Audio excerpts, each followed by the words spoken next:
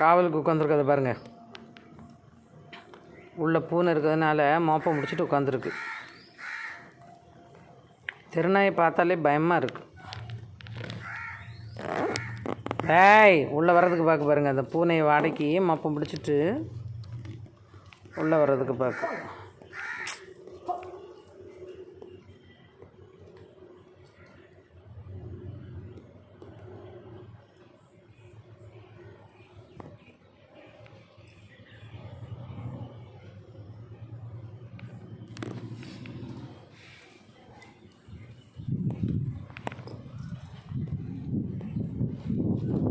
இன்னும் டெக்கரேஷன் முடியலை.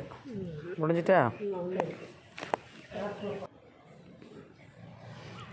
பூனைக்காக காத்திருக்கும் நாய்கள் எப்படி இருக்கு பாருங்கள். அந்த பூனை வாடகைக்காண்டி இது எதுக்குங்க இந்த நாய் எல்லாமே இப்படி படுத்துட்டு 2 காலையும் முன்னே நீட்டி இப்படி ஏதோ பண்ணுது பாருங்கள். என்னை பார்த்தோன்னே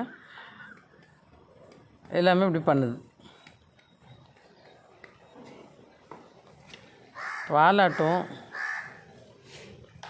பாவம் இந்த ஊனமான நாய் வந்துட்டு காலு. ஐயோ பாவம். லேனி போ, பயமாக இருக்குது. அதுதான் கம்பு வச்சுருக்கேன். ஏன்னா நிறைய இடத்துல பார்த்தாச்சு இந்த தெருநாய்கள்லாம் கடிச்சிருதில்ல. பாவம்னு சொல்லி நம்ம அதுக்கு சாப்பாடு போடுறோம், ஆனால் அது கடிச்சு வச்சிருது. ஒரு சைனீஸ் வீடியோவில் ஒரு லேடி அதை பிடிச்சி கொஞ்சம் போது மூஞ்செல்லாம் பிடிச்சி கடிச்சு வச்சுட்டு பாவம். காக்காவும் வந்து உட்காந்தாச்சு.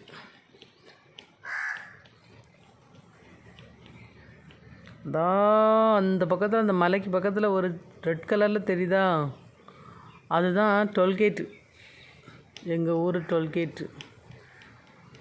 மலைக்கு மேலே என்ன அழகாட்டு அந்த வெண்மேகம் உட்காந்துருக்கு பாருங்கள். அது மலைக்கு மேலே அது உட்காந்து இருக்கிறத பார்த்தாலே ரொம்ப அழகாக இருக்குது. நாங்கள் இதுக்கு முன்னாடி களக்காட்டுக்கு போகிற வழியில் ஒரு தடவை எடுத்திருந்தோம். இது இப்போ எங்கள் ஏரியாலே இருக்குது.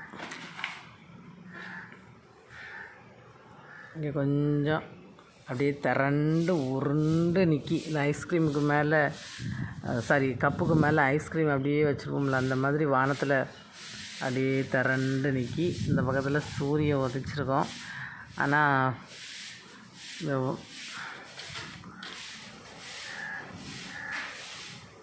மேகம் இறங்கி நிற்கிறதுனால சூரியனை பார்க்க முடியலை. இங்கே தான் சூரியன் தெரியும்.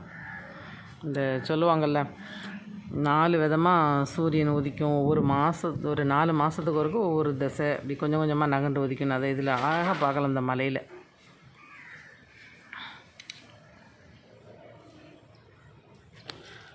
லாஸ்ட் அவுட்புட் எங்கள் அம்மா போட்ட கோலம். எங்கள் அம்மா வந்து அவங்க சின்ன வயசில் படித்த கோலமாக இது. இப்போல்லாம் இந்த மாதிரி உள்ள கோலங்கள்லாம் போடுறாங்களா என்னன்னு சொல்லி தெரியல.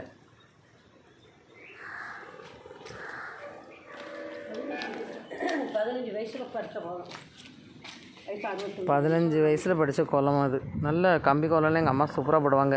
நான் யோசிப்பேன், என்னடா இந்த கோலம்லாம் சிக்கு பிடிச்சி போயிருக்கு, இது எங்கேருந்து எங்கே இழுத்து போடு அப்படின்னு சொல்லிட்டு. போடுறதுக்கே ரொம்ப வராது, சின்ன சின்ன கோலங்களும் வரும். எங்கள் அம்மா நல்ல பெரிய பெரிய கோலமாக போடுவாங்க.